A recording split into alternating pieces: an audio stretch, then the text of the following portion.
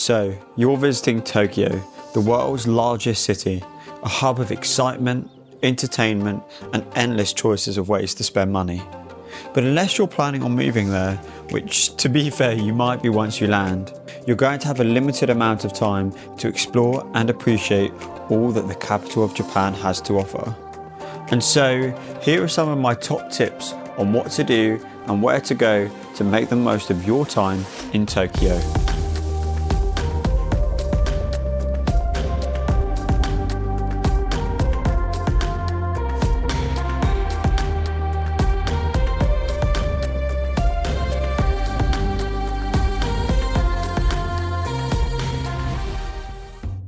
1. teamLabs Borderless. This is one of the 2 teamLabs exhibits in Tokyo, with the other one being teamLabs Planets.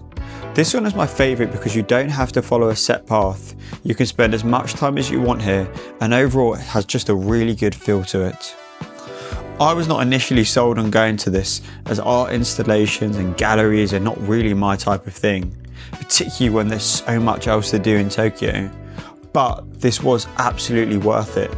Even walking in I was a little bit hesitant, but after a short while I really began to warm up to it, and quickly I started feeling fully immersed in the different rooms and the setup that they've got going on there.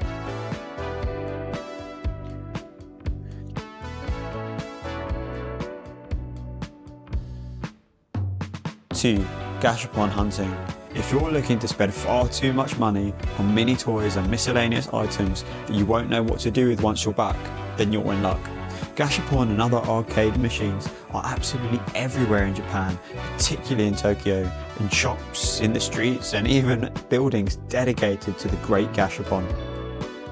The hunt is not for the machines themselves. You'll be hard pressed to go more than a few minutes in Tokyo without seeing one, but more a hunt for the most exciting, interesting, and unusual ones that you can find while you're out there. 3. Karting. The karting in Japan is as iconic as it is divisive, so you do you when it comes to this or pretty much any of these things. My personal view is that if you go with a reputable company and don't drive like it's a really fun experience. If you're expecting to be racing people throughout the streets of Tokyo on the tour, it's not that, and the people that try to do that are usually the ones that start causing problems for tourists and for traffic. But what it is a great way to experience different parts of the city in a totally different way to just walking around, and it's still easily fast enough that it's a real laugh. You will want to be mindful of when you book though. Avoiding rush hour, but going after sunset is the key to getting the best vibes experienced in the neon lights of the city, but not sitting in traffic constantly.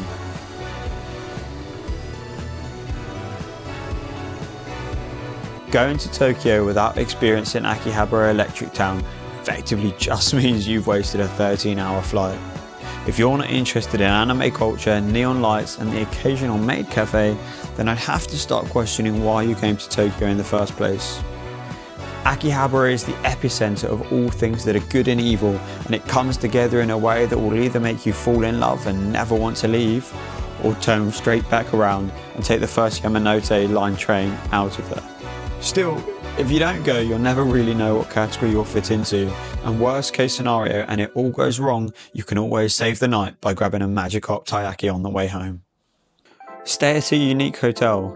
If you get to hotels and think, this is nice, but I really wish the decor was very overstimulating and in my face, then have I got good news for you. Themed hotels in Tokyo are not just widely available, but widely encouraged by people like me who decided a themed cafe just wasn't enough, and I must immerse myself in everything Cinnamoroll. If for some strange reason Cinnamoroll is not your vibe, you'll be spoiled for choice with other options from Pokemon to dinosaurs and more. And if themed hotels just aren't your vibe, but claustrophobia is, then Tokyo's got you covered as well, with capsule hotels offering a cheap night's stay and an unforgettable experience in exchange for a small fee of your privacy and sanity.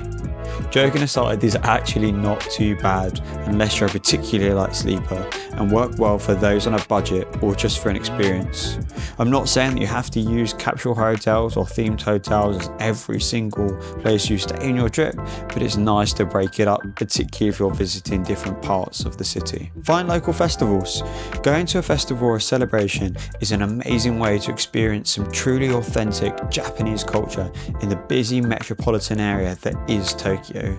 There are loads of different events throughout the year, often taking place around shrines across the city, so it's best to check the dates that you're going, but some examples include the Cherry Blossom Festival in March, Sanja Matsuri in Asakusa in May, Sumidowaga Fireworks Festival in July, or the Torino Ichi Festival in November that we were lucky enough to visit.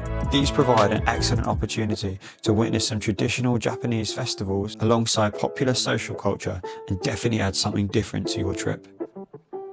Last but not least, and possibly the least original suggestion I could have made, Shibuya Sky is genuinely worth booking, and the trip all the way to the top of the building gives some fantastic views. If you're going to Osaka as well, the Umeda Sky building also provides incredible views across the city, but that's for another video. You do have a choice to make with Shibuya Sky. Book around sunset and get amazing views, but be faced with crowds of people all desperate to record content on an escalator, or go at a slightly quieter time if you're not bothered about seeing the city lights. Either way, you'll be incredibly happy you booked it, or you won't be.